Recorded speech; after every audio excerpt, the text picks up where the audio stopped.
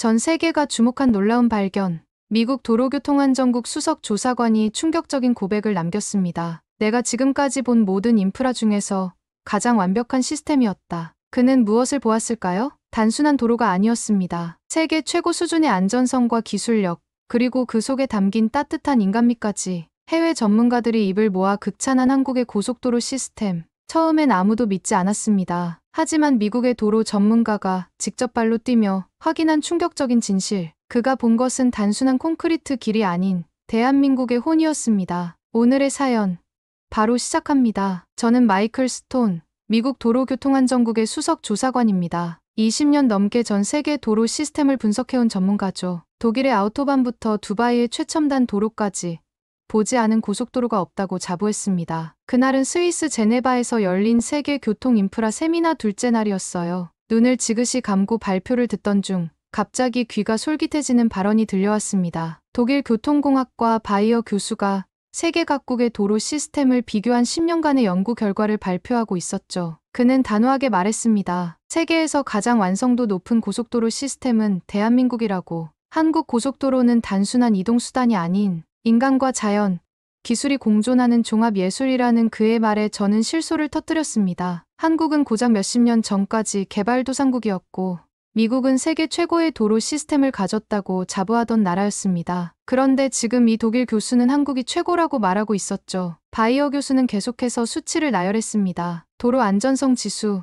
사용자 만족도, 쉼터 간격, 주행 스트레스 지수까지 모든 항목에서 한국이 상위권이라는 거예요. 발표가 끝나고 저는 자리에서 일어나 질문했습니다. 그 수치들이 정말 객관적인지, 미국과 비교했을 때 어떤 근거로 한국이 더 우수하다고 말하는지 물었죠. 바이어 교수는 미소 지으며 답했습니다. 수치보다 중요한 건 경험이라며 직접 가보라고 권했습니다. 그날 밤 저는 호텔방에서 노트북을 켜고 한국 고속도로 자료를 검색했습니다. 구글 어스로 위성사진도 살펴보고 관련 논문도 읽어봤죠. 하지만 제 마음 한구석에선 여전히 의심이 남아있었습니다. 아시아의 작은 나라가 어떻게 미국보다 더 나은 도로 시스템을 가질 수 있다는 건지 도무지 이해할 수 없었어요. 다음 날 아침, 저는 상사에게 전화를 걸었습니다. 한국 고속도로 시스템 실사 출장을 신청했죠. 상사는 잠시 침묵했다가 왜냐고 물었고, 저는 너무 말도 안 되는 수치가 나와서 직접 확인하고 싶다고 답했습니다. 며칠 후, 저는 인천행 비행기에 오르고 있었습니다. 창밖으로 펼쳐진 구름을 바라보며 생각했죠. 한국이 정말 그렇게 대단한 시스템을 가지고 있는지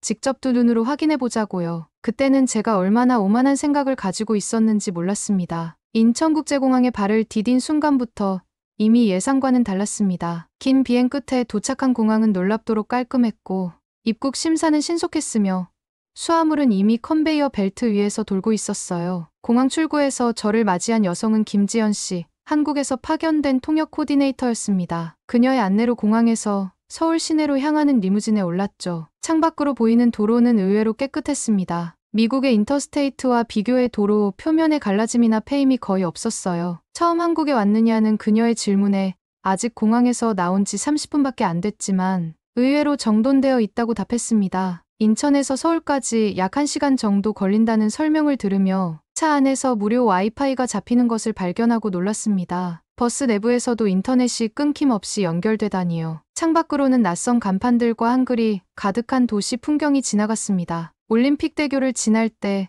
그것이 서울올림픽을 기념해 만들어진 다리라는 설명을 들었어요. 서울 도심으로 들어서자 차들이 빽빽하게 도로를 메우고 있었지만 이상하게도 경적 소리는 거의 들리지 않았습니다. 뉴욕이었다면 벌써 경적 소리의 바다였을 텐데 한국에서는 정말 급한 상황이 아니면 경적을 울리지 않는 일종의 예의라는 설명을 들었죠. 호텔에 도착해 체크인을 마친 후 저는 잠시 휴식을 취했습니다. 창밖으로 서울의 스카이라인이 보였어요. 빽빽하게 들어선 고층 빌딩 사이로 도로가 리본처럼 이어져 있었습니다. 짐을 풀고 내려오자 지연 씨가 호텔 로비에서 저를 기다리고 있었고 식당까지는 지하철로 가는 게 빠를 거라고 제안했어요. 사실 워싱턴에서도 가급적 지하철은 이용하지 않았지만 이왕 한국 교통 시스템을 체험하러 왔으니 경험해보는 것도 나쁘지 않겠다고 생각했죠. 지하철역은 놀라울 정도로 깨끗했고 승강장 스크린 도어가 설치되어 있었습니다. 열차는 정확히 시간표대로 도착했고 차내 디스플레이는 다음 역을 한국어와 영어로 안내했습니다. 가장 놀라운 건 지하철 내부에서도 인터넷이 끊김없이 연결된다는 점이었어요. 식당에 도착해 한국 관계자들과 만찬을 하는 동안 제 머릿속은 온통 질문으로 가득했습니다. 하지만 아직 본론인 고속도로는 보지 못했죠. 내일부터 본격적인 실사가 시작된다. 과연 그들이 말한 세계 최고의 시스템이 진짜일까? 하는 생각이 머릿속을 맴돌았습니다. 호텔로 돌아와 침대에 누워 창밖을 바라보았습니다. 서울의 밤은 화려한 불빛으로 가득했고 도로 위의 차들은 끊임없이 움직이고 있었어요. 저는 여전히 의심을 품고 있었지만 한편으로는 내일 있을 실사에 대한 기대감도 조금씩 커지고 있었습니다. 아침 일찍 저는 지연 씨와 함께 호텔을 나섰습니다. 오늘의 일정은 서울에서 대전까지 고속도로를 타고 이동하는 것이었어요. 한국도로공사의 연구소가 있는 곳이 대전이라고 했습니다. 호텔 앞에 대기하고 있던 차에 탑승했습니다. 운전석에는 이미 박 사장님이라고 소개받은 최 박사가 앉아 있었어요. 그는 30년 넘게 근무한 베테랑이라고 했습니다. 최 박사는 물 한 병과 간식 몇 개가 담긴 작은 가방을 뒷좌석으로 건네며 웃었습니다. 여행길에 필요할 거라고요. 서울 시내를 빠져나가는 동안 저는 창밖을 내다보며 도로의 상태를 관찰했습니다. 아스팔트 표면이 매끄러웠고 차선 표시도 선명했어요. 미국의 도심 도로에서 흔히 볼 수 있는 패인곳이나 임시 보수 자국이 거의 없었습니다. 서서히 고속도로로 진입하자 최 박사님이 설명을 시작했습니다. 우리가 지금 타고 있는 것은 경부고속도로로 한국의 첫 고속도로이자 가장 중요한 도로라고 했어요. 서울과 부산을 잇는 이 도로는 1970년에 개통되어 한국 경제 발전의 대동맥 역할을 해왔다고 했죠. 도로 위에서 달리는 동안 저는 몇 가지 특이한 점을 발견했습니다. 첫째, 도로 표면이 예상보다 훨씬 매끄러웠어요. 둘째, 곳곳에 설치된 도로 표지판은 한글과 영어로 병기되어 있었고 어둠 속에서도 잘 보이는 특수 도료가 사용되었다고 합니다. 셋째, 약 30km마다 졸음쉼터라는 시설이 있었습니다. 저기가 뭐죠? 라고 묻자 지연 씨가 설명해 주었습니다. 졸음쉼터는 운전자가 피로를 느낄 때 잠시 쉬어갈 수 있는 공간으로 졸음운전으로 인한 사고를 줄이기 위해 만들어졌다고 해요. 미국에서는 보통 대형 휴게소만 있고 그것도 수십 마일마다 하나씩 있을 뿐인데 이렇게 작은 쉼터가 자주 있다는 건 새로운 개념이었습니다. 1시간 정도 달렸을 때 최 박사님이 잠시 휴게소에 들르자고 제안했습니다. 경부고속도로의 중간 지점에 위치한 대형 휴게소라고 했어요. 휴게소에 들어서자마자 저는 깜짝 놀랐습니다. 미국의 휴게소는 대개 간단한 편의시설과 패스트푸드점 몇 개가 전부인데 이곳은 마치 작은 쇼핑몰 같았어요. 다양한 식당, 카페, 편의점은 물론이고 지역 특산품 판매장, 유아 놀이터, 심지어 작은 전시 공간까지 있었습니다. 게다가 화장실은 제게 너무 충격이었습니다. 깨끗하게 관리되고 있었고 입구에는 전자 모니터가 설치되어 어느 칸이 비어있는지 표시해주고 있었어요. 미국의 고속도로 휴게소 화장실과는 비교할 수도 없는 수준이었습니다. 커피를 마시며 휴게소 테라스에 앉아 주변을 둘러보았습니다. 사람들은 여유롭게 쉬고 있었고 장거리 운전에 피로를 풀고 있었어요. 이곳은 단순한 들렀다 가는 곳이 아니라 여행의 일부로 즐기는 공간이었습니다. 다시 차에 올라 대전으로 향하는 길, 저는 마음속으로 무언가가 흔들리는 느낌을 받았습니다. 아직 본격적인 조사도 시작하지 않았는데 벌써 바이어 교수의 말이 조금씩 이해되기 시작했습니다. 이곳의 고속도로는 분명 무언가 달랐어요. 대전에 도착한 후 저는 연구원에서 직원들과 점심을 함께 했습니다. 그리고 오후 일정으로 부산까지 이어지는 남부 구간을 직접 살펴보기로 했어요. 이번에는 운전기사가 아닌 실제 도로를 이용하는 다양한 사람들과 만나 이야기를 나누는 것이 목적이었습니다. 첫 번째로 만난 이는 30년 경력의 고속버스 기사였습니다. 그는 서울과 부산을 오가는 노선을 20년 넘게 운행해왔다고 했어요. 박 씨의 이야기는 저를 놀라게 했습니다. 처음 운전을 시작했을 때는 도로가 지금처럼 좋지 않았어요. 비가 오면 물이 고여 미끄럽고 휴게소는 몇 개 없어서 운전이 고됐죠. 하지만 지금은 마치 달라진 나라 같아요. 박 씨에 따르면 한국 고속도로의 변화는 단순히 도로 확장이나 포장 개선이 아니었습니다. 운전자를 배려하는 시스템 전체가 발전했다는 거예요. 특히 그가 강조한 것은 안전에 대한 철학이었습니다. 요즘엔 터널 안에 음악이 흘러나와요. 졸음 방지용이죠. 그리고 사고 다발 구간에는 특수 도로 표면 처리를 해서 타이어 소리로 운전자를 깨워요. 이런 세심함이 생명을 구합니다. 두 번째로 만난 사람은 40대 중반의 여성 트럭 운전사였습니다. 그녀는 컨테이너 화물차를 운전하며 전국을 누비고 있었어요. 외국 도로도 많이 다녀봤지만 한국 고속도로만큼 여성 운전자를 배려하는 곳은 없어요. 휴게소 화장실은 물론이고 여성 전용 수면실까지 있거든요. 야간 운행할 때 정말 고맙죠. 특히 이 씨가 강조한 것은 최근 늘어난 스마트 휴게소 시스템이었습니다. 휴게소에 도착하기 전에 앱으로 음식을 주문하면 도착했을 때 바로 받을 수 있다고 해요. 장거리 운전자에게는 소중한 시간을 절약해주는 시스템이었습니다. 세 번째 인터뷰는 70대 노부부와 함께 했습니다. 노부부는 매년 봄이면 전국 고속도로를 따라 여행을 다닌다고 했어요. 젊었을 때는 고속도로가 무서웠어요. 빠른 차들 사이에서 운전하는 게 겁났죠. 하지만 지금은 달라요. 노인 운전자를 위한 전용 휴식 공간도 있고, 글씨 크기가 큰 표지판, 곡선 구간의 감속 유도 시스템, 나이 들어도 안전하게 여행할 수 있어요. 박사님은 특히 한국 고속도로의 문화적 측면을 강조했습니다. 휴게소마다 지역 특산물과 문화를 소개하는 공간이 있어 단순히 이동하는 게 아니라 여행을 즐기는 경험이 된다는 거였어요. 마지막으로 만난 사람은 자동차 동호회 활동을 하며 주말마다 전국의 도로를 누비는 청년이었어요. 요즘엔 신기한 게 많아요. 터널 안에 설치된 태양광 조명 시스템, 소음 저감 아스팔트, 심지어 일부 구간은 도로에서 전기차가 무선 충전되는 기술까지 시험 중이에요. 한국 고속도로는 계속 진화하고 있어요. 그날 저녁 호텔로 돌아오는 길에 저는 깊은 생각에 잠겼습니다. 제가 만난 사람들의 이야기는 단순한 칭찬이 아니었어요. 그들에게 고속도로는 단순한 이동수단이 아니라 삶의 질과 직결된 공간이었습니다. 미국의 도로와 비교하면 분명 무언가 근본적으로 달랐습니다. 노트북을 열고 오늘의 기록을 정리하면서 처음으로 생각했습니다. 이 사람들이 말하는 최고의 도로, 정말일지도 모르겠다. 다음 날, 저는 중앙연구원을 방문했습니다. 최첨단 시설을 갖춘 이곳에서 한국 고속도로의 기술적 측면을 자세히 살펴볼 예정이었어요. 연구원의 김 박사가 저를 안내했습니다. 그는 도로 안전 시스템 개발을 담당하는 전문가였죠. 김 박사의 안내로 먼저 들른 곳은 도로 안전 체험관이었습니다. 이곳에서는 실제 도로에서 발생할 수 있는 다양한 상황을 시뮬레이션으로 체험할 수 있었어요. 가장 인상적이었던 것은 스마트 도로 시스템 모형이었습니다. 도로에 내장된 센서가 기상 조건, 교통량, 차량 속도를 실시간으로 감지해 가변형 제한 속도를 적용하는 시스템이었어요. 비가 오면 자동으로 제한 속도를 낮추고 안개가 끼면 도로 표면에 LED 조명이 활성화되는 기술이었습니다. 우리의 목표는 단순히 빠른 도로가 아닙니다. 안전한 도로죠. 김 박사의 이 한마디가 제 마음에 깊이 와닿았습니다. 미국에서는 주로 효율성에 초점을 맞춘 도로 설계를 해왔는데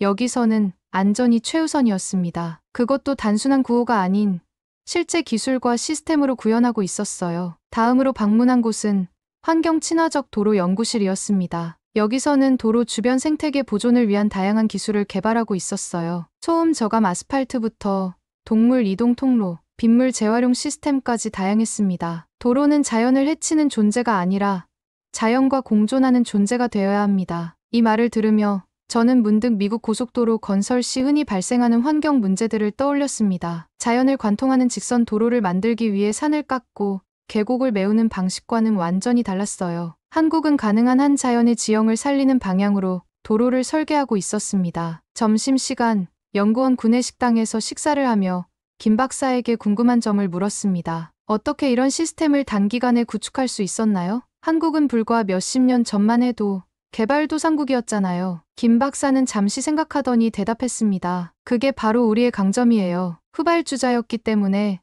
선진국의 시행착오를 교훈 삼아 처음부터 제대로 설계할 수 있었죠. 그리고 우리에게는 빨리빨리 문화가 있습니다. 그의 설명에 따르면 한국인의 빨리빨리 기질은 단순히 서두른다는 의미가 아니었습니다. 문제를 발견하면 즉시 해결하고 개선점을 찾으면 신속하게 적용하는 문화였어요. 그리고 이것이 도로 시스템의 빠른 발전을 가능하게 했다는 겁니다. 오후에는 도로 관제 센터를 방문했습니다. 대형 스크린이 벽면 가득 설치된 이곳에서는 전국의 고속도로 상황을 실시간으로 모니터링하고 있었어요. CCTV, 기상정보, 교통량 데이터가 통합 관리되며 문제 발생 시 즉각 대응하는 시스템이었습니다. 특히 인상적이었던 것은 예측 관리 시스템이었습니다. 빅데이터와 AI를 활용해 도로의 노후화를 예측하고 문제가 발생하기 전에 선제적으로 보수하는 방식이었어요. 이 시스템 덕분에 한국 고속도로의 포장 상태가 일관되게 양호할 수 있었던 것이었습니다. 하루 종일 연구원을 둘러본 뒤 저는 호텔로 돌아오며 깊은 생각에 잠겼습니다. 이곳에서 본 것은 단순한 기술의 집합이 아니었어요. 그 뒤에는 사람 중심,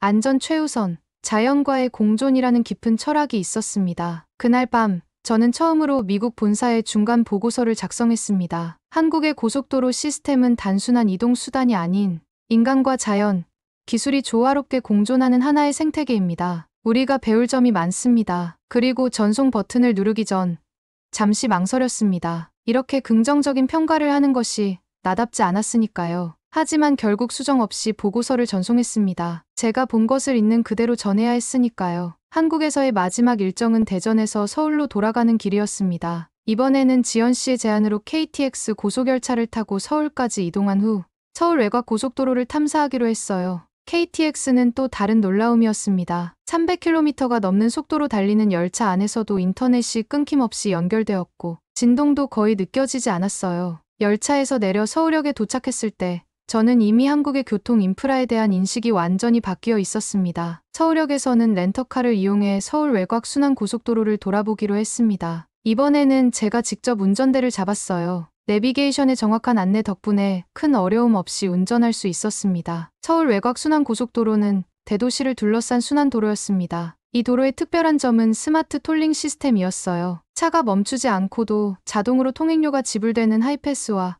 교통량에 따라 요금이 변동되는 가변 요금제가 적용되고 있었습니다. 그녀는 이 시스템은 도심 교통 체증을 줄이는 데 큰 역할을 했다고 했습니다. 교통량이 많은 시간대에 요금을 올려 불필요한 이동을 줄이고 출퇴근 시간을 분산시키는 효과가 있다고 했죠. 도로를 달리며 저는 곳곳에 설치된 스마트 시설물을 관찰했습니다. 태양광 발전 시설이 내장된 방음벽, 미세먼지를 흡수하는 특수 도로 표면, 비가 올 때 미끄러짐을 방지하는 배수 시스템 등이 있었어요. 이 모든 것이 사용자 경험을 중심으로 설계되어 있었습니다. 저녁 무렵 서울 근교의 한 휴게소에 들렀습니다. 이곳에서 또 다른 특별한 경험이 기다리고 있었어요. 야간 조명 정원이라 불리는 공간이었습니다. 휴게소 뒤편에 조성된 작은 정원에는 LED 조명으로 장식된 나무와 꽃들이 있었고 사람들은 이곳에서 휴식을 취하고 있었어요. 한 가족이 벤치에 앉아 도시락을 먹고 있었고 몇몇 운전자들은 스트레칭을 하거나 가벼운 산책을 즐기고 있었습니다. 모두 장시간 운전의 피로를 풀고 있었죠. 이 광경을 보며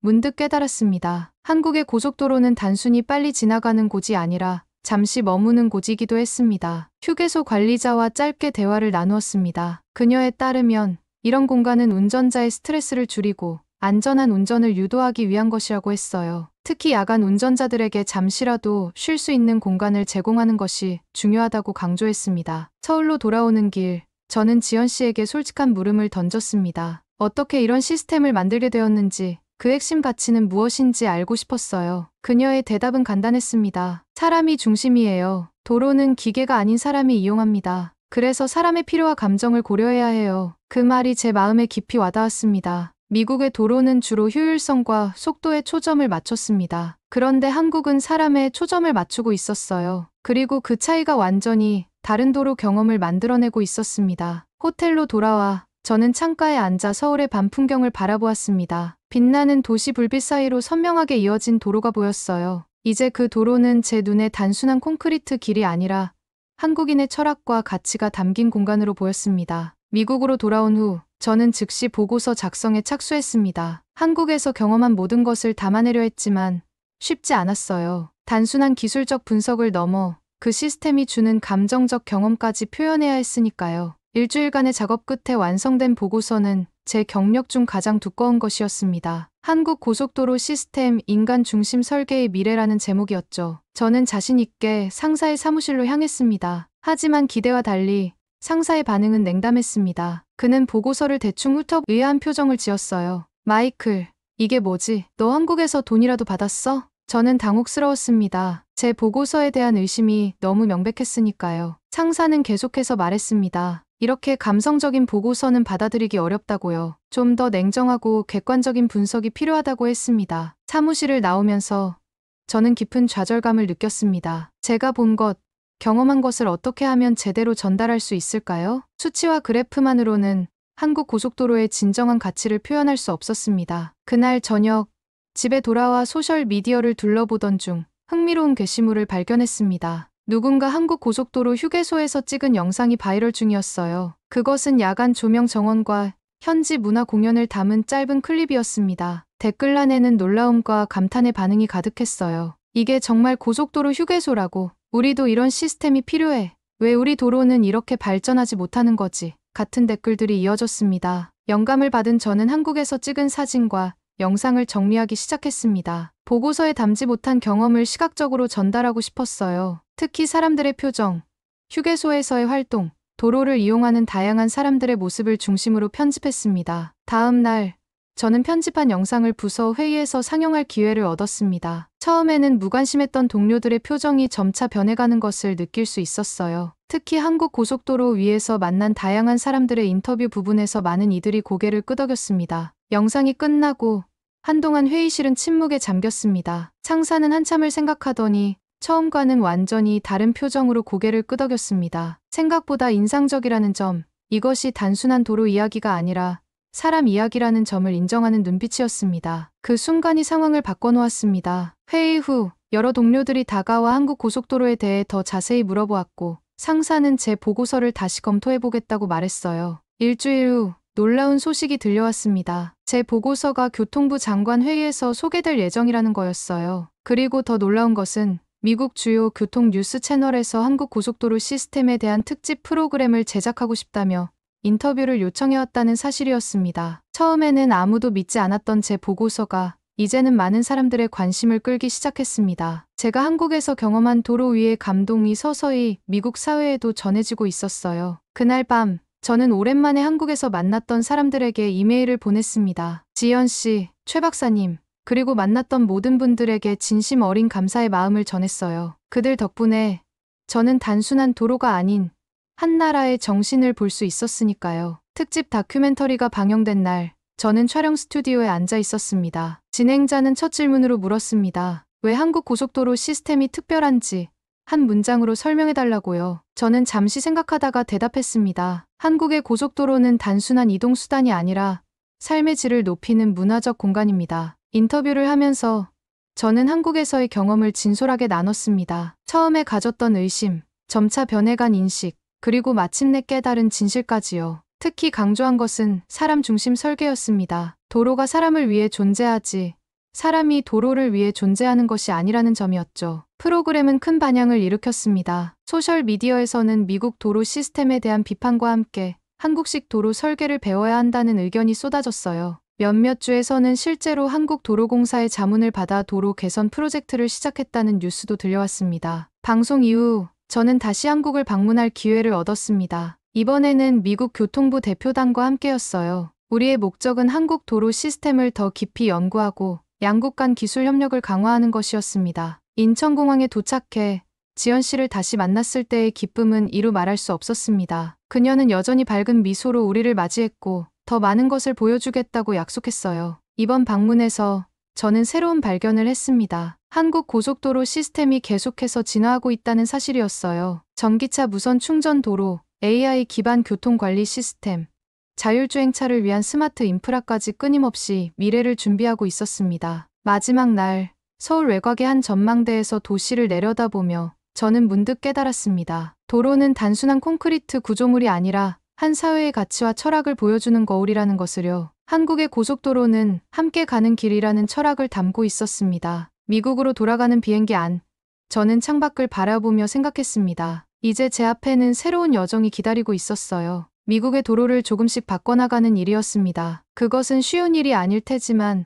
한국에서 보고 배운 것들이 분명 도움이 될 거라고 확신했습니다. 그리고 무엇보다 저는 이제 알고 있었습니다. 길이 바뀌면 사람도 바뀐다는 것을요. 더 나은 도로는 더 나은 삶을 의미했습니다. 한국의 고속도로가 증명한 것처럼 말이죠. 비행기가 구름 위로 솟아오르며 저는 마음속으로 다짐했습니다. 이 이야기, 한국의 길 위에서 배운 교훈을 전 세계에 전하겠다고요. 한국의 고속도로 시스템에는 단순한 기술 너머의 철학이 있었습니다. 사람을 먼저 생각하는 마음, 자연과 조화를 이루려는 노력, 그리고 끊임없이 발전하려는 의지가 깃들어 있었습니다. 미국도 이제는 변해야 할 때입니다. 효율과 속도만을 추구하던 우리의 도로 철학에서 벗어나 한국이 보여준 것처럼 인간 중심의 도로 문화를 만들어가야 합니다. 한국의 정신을 배워 우리의 도로에 입히는 것, 그것이 제가 앞으로 해야 할 일입니다. 오늘 사연에 대한 여러분의 생각을 댓글로 남겨주세요. 감동문클에서는 여러분의 소중한 마음을 모아 사연 주인공들에게 전해드리고 있습니다.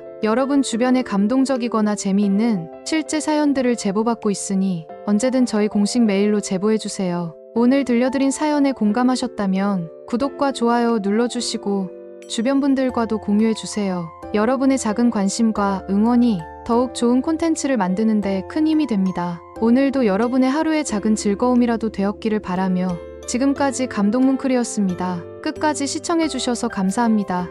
다음에 더 감동적인 사연으로 찾아뵙겠습니다.